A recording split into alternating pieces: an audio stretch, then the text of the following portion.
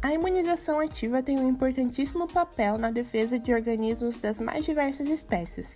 Mas você sabe o que é a imunidade ativa?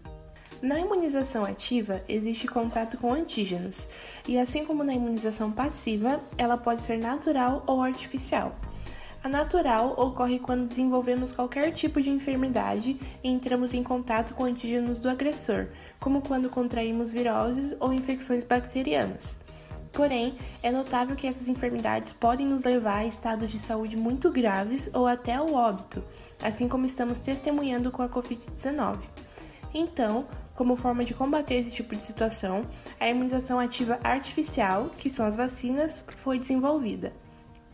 A vacinação se baseia no processo de prevenção de enfermidades por meio do contato prévio com antígenos de forma artificial, visando memória e resposta imune específica, e vem há muitos anos se provando muito eficaz e importante no combate e erradicação de doenças, como no caso da varíola, que foi a primeira doença erradicada da Terra por meio de vacinas.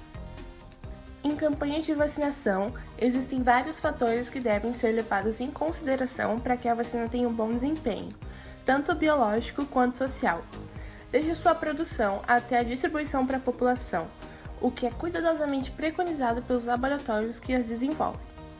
Fatores como o público-alvo da vacinação, a idade dos indivíduos, a via de administração, a segurança da vacina, sua imunogenicidade e longevidade, e se ela é acessível, devem ser levados em conta. Os imunoestimulantes são substâncias que vão modular a resposta imune, aumentando ou diminuindo sua qualidade. Como exemplo disso, tem-se os adjuvantes, que são capazes de potencializar a resposta imune, auxiliando o antígeno a desencadear uma resposta precoce, elevada e duradoura.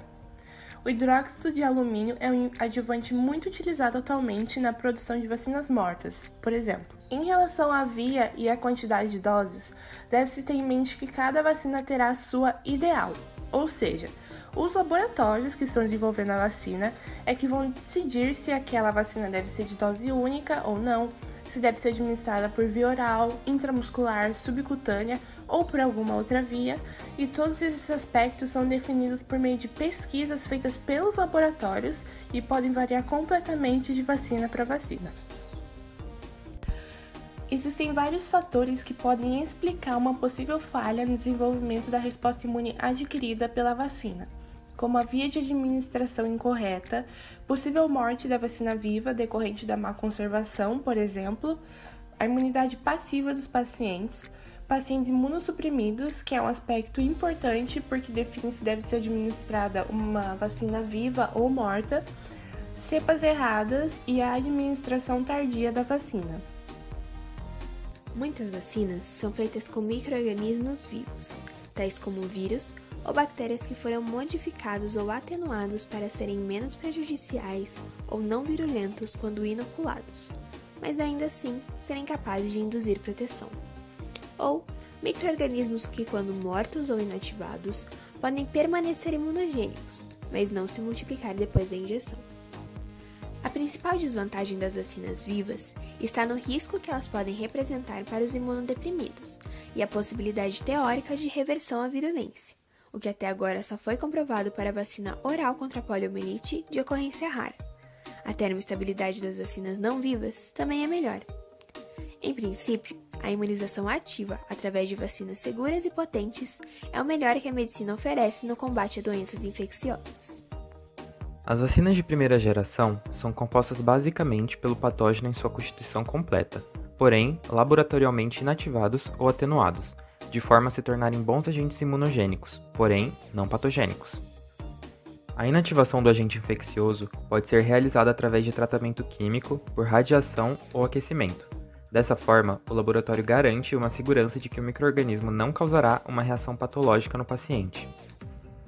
Já a atenuação do patógeno é realizada através de engenharia genética, em que a cepa do agente terá um menor grau de patogenicidade em relação aos micro-organismos normais, mas ainda capaz de produzir uma resposta humoral e celular. No entanto, em casos raros, é possível ocorrer uma reversão de virulência do patógeno, tornando-a ligeiramente mais arriscada que a vacina inativada.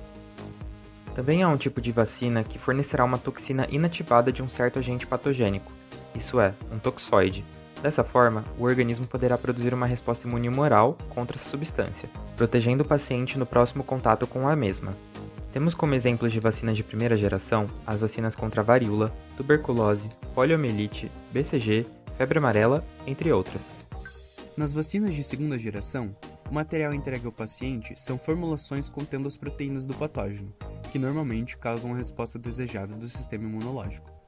A segunda geração, segundo os autores, surgiu com a noção de que, em alguns patógenos, a proteção vacinal pode ser obtida após a indução de anticorpos voltados para um único alvo, como a toxina, responsável pelos sintomas da doença, ou açúcares de superfície, que permitem ao sistema imune do hospedeiro neutralizar e eliminar bactérias que de outra forma se propagariam rapidamente antes de serem notadas por nossas principais linhas de defesa imunológica.